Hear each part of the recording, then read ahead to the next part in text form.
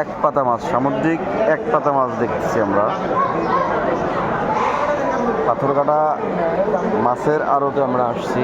দেখেন সারিবদ্ধভাবে পল্টনে আসছি, সারিবদ্ধভাবে সমুদ্র থেকে যে মাছ উঠাই নিয়ে আসছে সেই মাছ এরা এখন আলাদা আলাদা করে বাঁচছে এবং এই মহিলারা সারাদিন বাঁচবে, বাঁচার পরে কেজি প্রতি 10 টাকা করে পাবে।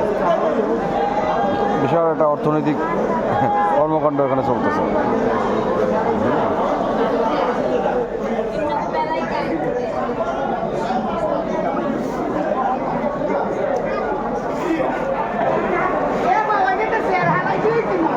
সব সমুদ্র থেকে আনছে বোটে, বড় বোটে, সেই বড় বোট থেকে নামায়ে এখন এই লোকদেরকে বাঁচাচ্ছে।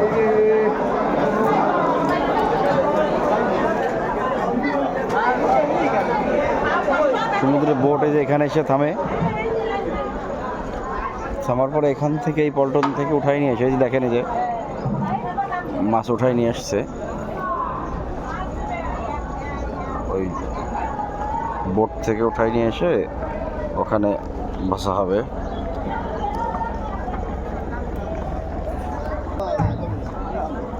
সমুদ্র থেকে উঠাইছে মাছ।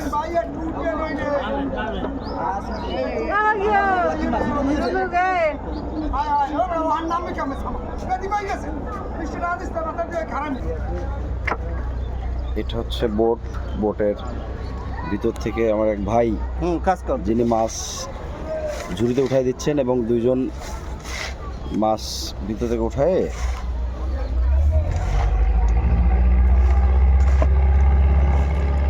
এখন বাজারে এটা বিক্রির জন্য যাবে। আমরা এই বোটের যারা তত্ত্বাবধায়ক একজনের সাথে একটু কথা বলতে চাই। ভাই আমি একটু যদি আপনার একটা সাক্ষাৎকার নিই, আপনার নামটা? আপনি কি এই বোটের দায়িত্বে আছে, মালিক? মাঝি, মানে তার মানে আপনি সমুদ্রে যান মাছ ধরতে। এই কতদিন পরে এই বোট নিয়ে আসলেন আপনারা? 8 দিন 9 দিন পরে আসলেন। 8-9 দিন পরে আসলেন। কি কি মাছ পেয়েছেন? চিংড়ি মাছ। শুধু চিংড়ি মাছ? শুধু চিংড়ি। ও মানে আপনাদের জাল যেটা সেটা কি চিংড়ির জাল? আচ্ছা আচ্ছা আচ্ছা। এই টাইগার চিংড়ি যেটা, এর সাথে অন্য কোনো মাছ? না, অন্য কোনো মাছ না, শুধু টাইগার চিংড়ি জানি। খালি টাইগার চিংড়ি। দর্শক আপনারা দেখতে পাচ্ছেন ভাই যেমনটা বললো যে শুধুমাত্র চিংড়ি মাছ ধরার জালই ওটা আলাদা, জি জি, এবং সেটা দিয়েই ভাইরা চিংড়ি মাছ ধরে এসেছে এবং সেটা বাজার কত 8 দিনে কত কেজি চিংড়ি মাছ পেয়েছেন আপনারা? 40 মণ, মানে 1600 কেজি। 1600 কেজি মানে কাল্লা মাথা ফেলাই দেওয়ার পরে 40 মণ, ফ্রেশটা শুধু 40 মণ থাকবে। এবং এটা তো বাংলাদেশের বিভিন্ন বাজারে চলে যাবে এই চিংড়ি। এটা মার্কেটে কোম্পানি হয়, এটা কোম্পানিতে এখানে পাইয়ে কিনে কেনার পর এটা তারা চালান দেয়, কোম্পানির কাছে চালান দেয়, তাই না? আচ্ছা, আপনারা কতজন গিয়েছিলেন? 14 জন গিয়েছিলেন। তো ঠিক আছে, থ্যাংক ইউ, আপনাকে ধন্যবাদ।